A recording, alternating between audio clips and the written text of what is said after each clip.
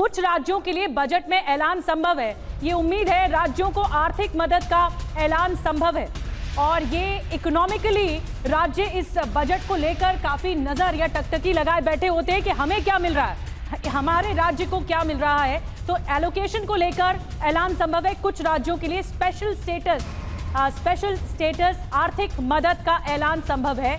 और आइए कुछ बताते हैं, कुछ विशेष राज्य के दर्जा भी रहा है और कुछ बिग वॉल के जरिए आपको डिटेल्स बताते हैं कि बजट में विशेष राज्य का दर्जा क्या, किसकी पुरानी मांग रही है और एनडीए सहयोगी जिसमें जेडीयू और टीडीपी की मांग रही है स्पेशल स्टेटस की राज्य को लेकर। स्पेशल स्टेटस की मांग क्यों है? बिहार और आंध्र प्रदेश सरकार की दलीलें रही हैं।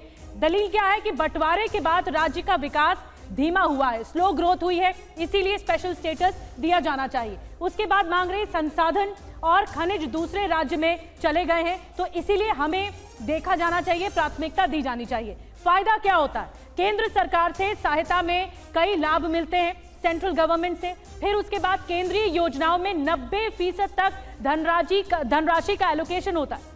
इसके अलावा सीमा शुल्क, उत्पाद शुल्क में रियायतें होती हैं, यानी सब्सिडीज होती हैं। इसी वजह से राज्य इस बात को आगे टारगेट करते हैं कि स्पेशल स्टेटस मिलना चाहिए।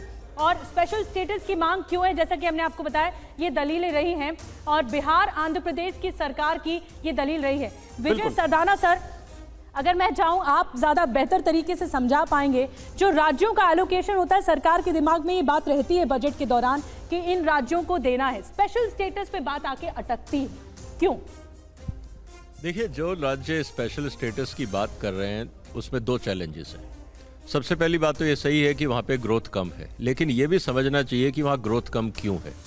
ऐसा नहीं है कि हिंदुस्तान के किसी भी राज्य में आप चले जाइए वहाँ लोगों में पोटेंशियल नहीं है। समस्या ये है कि वहाँ जो सरकारें हैं, जो स्टेट मैनेज कर रही हैं, उनका अपना प्लान ही नहीं है। अगर आप बिहार की बात कर रहे हैं, बिहार में आज जितना रॉ मटेरियल बिहार से तमिलनाडु जाता है, मैं मक्के की बात कर रहा हूँ, एक छोटा सा एग्जाम्पल है। मक्के के बेस पे बिहार में इंडस्ट्रीज क्यों नहीं लगी आज तक? क्या कभी राज्य सरकार ने इस बात पे ध्यान दिया? क्योंकि इथेनॉल की हम बात कर रहे हैं, लाइव स्टॉक सेक्टर की बात कर रहे हैं, दोनों हाईली प्रॉफिटेबल हैं, लेकिन वहाँ इन्वेस्टमेंट क्यों नहीं आ रहा? या तो लॉ एंड ऑर्डर की प्रॉब्लम है, या करप्शन है, या प्लान ही नहीं है, सिंक्रोनाइज नहीं, सोच ही नहीं है। प्रॉब्लम यह है कि हमें कोई अन्नदाता चाहिए जो ऊपर से पैसा दे दे, हमें कुछ ना करना। नहीं, इस बात पर मुझे लगता है कि सरकार की सोच भी पता करनी चाहिए थी। अगर अमोद राय हो तो प्लीज उनको बताइए, आनंद पांडे अगर हो तो बताइए, क्योंकि स्पेशल स्टेटस को लेकर अभी कहा गया कि मौजूदा नियमों के तहत स्पेशल स्टेटस नहीं दिया जा सकता। आलोक जी हमारे साथ हैं। आलोक जी, क्या आपको लगता है कि अगर स्पेशल स्टेटस नहीं, तो क्योंकि गठबंधन की सरकार है और गठबंधन की अपनी मजबूरियां होती हैं, क्या सरकार कोई स्पेशल फंड का एलोकेशन कर सकती है इन दोनों स्टेट्स के लिए?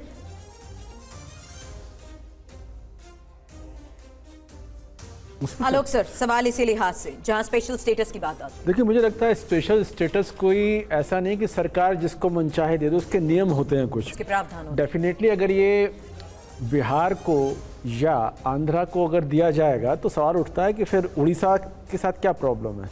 उड़ीसा को भी मिलना चाहिए, या कि फिर महाराष्ट्र से प्रॉब्लम आ सकती है कि हमारा ग्रोथ रेट उतना नहीं जितना होना चाहिए। तो मुझे लगता है कि ज़्यादा बड़ा सवाल ये है कि जो कच्चा माल बिहार से उठ के, जैसा हमारे दोस्त ने बताया, बिहार में क्यों नहीं?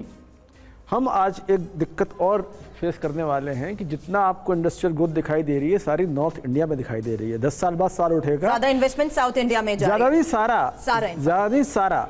मैं सॉरी टू बट आप आइए जरा मेरे साथ यहाँ पर आलोक सर। मैं ये बात इसलिए भी अब आपसे करना चाहती हूँ क्योंकि यहाँ पर स्टेट्स में जितने भी किसान हैं जो यहाँ पर प्रोड्यूस कर रहे हैं, उनको किसी तरीके से कोई राहत मिलती भी नहीं नजर आ रही। लेकिन यही लोग अगर मैन्युफैक्चर करते हैं, इंडस्ट्रीज देखते हैं, तो उनकी बल्ले बल्ले नजर आ रही है। यानी ये दुखी है और ये खुश। देखिए, आपके दोनों खोमचों में पूरी इकोनॉमी की तस्वीर साफ होती है। हाँ। ये टमाटर वाला हर दूसरे साल रोता है कि मेरे टमाटर के भाव नहीं मिल रहे, फेंको। और इस टमाटर से टमाटो सॉस कंपनी जो बनाती है उसके मजे आ रहे होते हैं। एग्जैक्टली। गेहूं वाला रोता है कि मेरे को भाव नहीं मिल रहे, और देश का सबसे बड़ा आटे का ब्रांड आशीर्वाद ब्रांड आटा है, आईटीसी कंपनी का शेयर 2 साल में दोगुना हो जाता है। तो यहाँ और यहाँ की जो लिंकेज है वो समझना बहुत जरूरी है। यहाँ से उठ के वहाँ जितना प्रोसेस जुड़ेगा उसमें सारे स्टेक होल्डर्स का फायदा होगा। मगर यहाँ भी दिक्कत आती है। दिक्कत क्या होती है कि वो सारा जो अपना नॉर्थ इंडिया, यूपी, बिहार, वो सारा रोने में लगा रहता है और सारे कॉरपोरेट के, सारे कोऑपरेटिव के, सारे जो प्रोसेसिंग के मजे हैं वो साउथ या वेस्ट में जाते हैं। मुझे लगता है कि बहुत स्ट्रांगली इस बात पे बात करना जरूरी है कि टमाटर को टमाटो सॉस में बदला जाए और यूपी, बिहार में बदला जाए और वहां स्टेक होल्डर उसका फायदा मिले। इसके लिए थोड़ा लॉन्ग टर्म विजन चाहिए, लॉन्ग टर्म विजन चाहिए, लेकिन एक बजट के जरिए आगे वाला विजन जिस तरीके से नवनीत सर हमें पता लगता है। अब मैं टेक्नोलॉजी के लिहाज से भी बात करना चाहती हूँ और यही इंपॉर्टेंट सवाल भी है यहाँ पर कि अगर हमारे यहाँ पर मैन्युफैक्चरर्स ज्यादातर जिस तरीके से आलोक सर ने बताया कि साउथ इंडिया में फोकस करते जा रहे हैं, क्या ऐसी वजह है? क्या नॉर्थ में वो पोटेंशियल नहीं है या नॉर्थ में वो इन्वेस्टर्स नहीं है? देखिए, जहाँ तक इसमें इस पूरे इकोसिस्टम को, प्रोडक्टिव इकोसिस्टम को समझने की जरूरत है इसमें। जी। इस इकोसिस्टम सर इस तरफ आइए जरा, क्योंकि मैं यहाँ पर टेक्नोलॉजी की बात कर रही हूँ। क्यों ना मैं, अगर हम सब कुछ मोबाइल पे ऑपरेट करते हैं, हम ये चर्चा भी कर रहे थे कि मोबाइल इन्वेस्टर्स भी अगर हम देखते हैं तो 10 में से 7 हमें चाइनीज ब्रांड्स या बाकी मल्टीपल इंटरनेशनल ब्रांड्स नजर आते हैं। इंडिया क्यों नहीं? इंडिया में इतने मैन्युफैक्चरर्स क्यों नहीं है? क्यों नहीं हम बिल्टअप कर पाते उसे टेक के लिहाज से? क्या हमारे पास रिसोर्सेज नहीं है? कमी क्या है? चुनौती क्या है? इसमें 2-3 महत्वपूर्ण विषय हमको तो सोचने की आवश्यकता है।